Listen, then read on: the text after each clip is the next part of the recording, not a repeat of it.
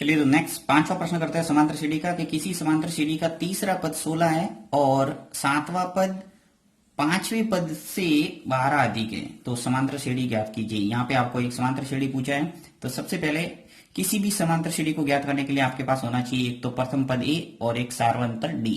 तो यहाँ पे मान लेते हैं कि माना प्रथम पद ए है और सार्वंतर क्या है, डी। तो मान लेता हूं मैं, माना एपी का, एपी यानी समांतर श्रेणी, एपी का प्रथम पद ए तथा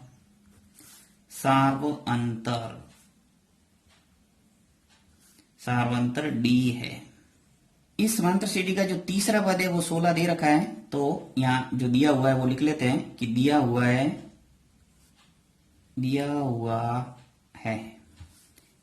तीसरा पद का मतलब है A3।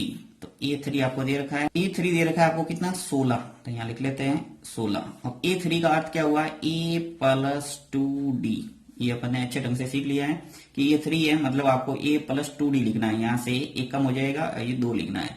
यानी कैसे आया ये भी आपको मैंने अच्छे ढंग से बताया हुआ है कि ए एनवा पद जब निकालते हैं उसका सूत्र होता है ए प्लस एन माइनस 1 और डी। तो एन जितना होगा उससे एक कम हो जाएगा, तो यहाँ आ जाएगा 16।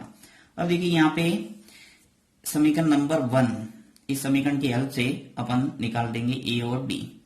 एक और बात दे रखी है यहाँ पे, देखिए सातवां पद पांचवें पद से 12 अधिक है, यानी कि 2 पद दे रखे हैं उसमें अंतर है वो 12 है। एक पद दूसरे पद से 12 अधिक हुआ, इसका मतलब क्या हुआ, दोनों पदों का जो अंतर है वो कितना हो गया, 12। तो यहाँ प्रश्नानुसार लिख लेते हैं, प्रश्नानुसार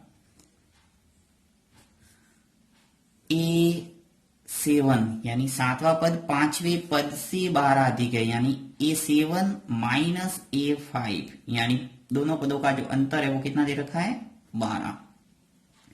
अब देखिए यहाँ पे A7 का मतलब क्या हुआ, वापस मैं लिखूंगा A प्लस 6D। ये आपको प्रैक्टिस करना है, जो पद है उसे एक कम करके इस रूप में लिखना आना चाहिए आपको। फिर माइनस सूत्र का वापस ब्रैकेट बनाता हूं, A5 का मतलब क्या होता है, A प्लस 4D बराबर 12।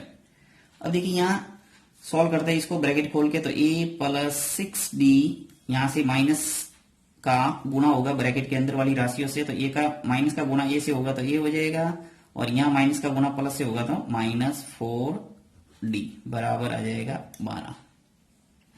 प्लस का ए और माइनस का ए कैंसिल हो गया, 6D में से 4D घट जाएगा तो क्या बचेगा, 2D बराबर कितना आ गया, 12। यानी कि जो D का मान है वो क्या आ जाएगा, देखिए D बराबर आ जाएगा 12/2, यानी D की वैल्यू आ गई आपके 6। एक आपके आ गया जो चाहिए था वो, यानी आपको प्रथम पद A चाहिए और सार्वंतर D चाहिए, तो D तो निकल के आ गया। अब आपको A निकालना, तो A निकालने के लिए क्या करेंगे, समीकरण 1 के अंदर D का मान रख देंगे। तो यहां लिख लेता हूं, D का मान समीकरण 1 में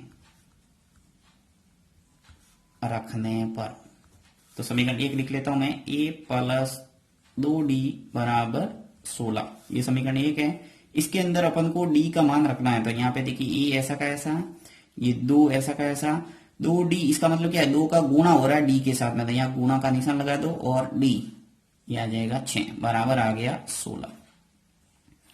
तो A ऐसा का ऐसा, 2 का गुणा 6 से करो कितना हो गया, 12 बराबर 16। ए का मान निकालने के लिए क्या करना पड़ेगा, 16, ये 12 को पक्षांतर करेंगे तो क्या हो जाएगा, माइनस का 12। तो ए की वैल्यू आ गई आपके 4, यानी कि ए आ गया और डी आ गया। अब इजीली आप एपी लिख सकते हैं। एक समांतर श्रेणी ज्ञात कीजिए, आपको पूछा है समांतर श्रेणी, तो समांतर श्रेणी लिखने के लिए आपके पास ए और डी होना चाहिए। ए निकल गया, डी निकल गया, दोनों निकल गए। अब इजीली आप एक जो अभिष्ट एपी है वो लिख सकते हैं। तो एपी लिखने के लिए लिखेंगे, अतः अभिष्ट एपी, अभिष्ट एपी आ जाएगी आपके, व्यापक जो एपी होती है उसका लिखने का तरीका होता है ए प्लस डी, ए प्लस 2D, ए प्लस 3D। इस ढंग से आप आगे से आगे है वो लिख सकते हैं इजीली। तो यहाँ पे मैं 4 पद आपको लिख के बता देता हूं। तो देखिए पहला पद है वो क्या हो जाएगा, 4 क्योंकि ए है वो 4 ही है। ए प्लस डी यानी ए और डी को जोड़ना है, तो 4 और 6 जुड़ जाएंगे, तो 4 प्लस 6। फिर ए प्लस 2d यानी कि 4 प्लस 2 इंटू डी यानी 6। फिर चौथा पद 4 प्लस 3 इंटू डी यानी 6। ऐसे चलता रहेगा आगे से आगे, एपी के अनंत पद निकाल सकते हैं अपन। अब देखिए गुणा करके लिख लेता हूं मैं, 4 और 6 कितने हो गए 10, 4 प्लस 2 इंटू 6 यानी 2 का गुणा पहले 6 से करो, कितने हो गए 12, और 12 और 4 जोड़ देंगे तो कितने हो गए 16। इसी प्रकार देखिए 4 प्लस 3 इंटू 6, तो यहाँ पे 3 का गुणा 6 से करो पहले, 6 3 18, 18 और 4 मिलके कितने हो गए 22।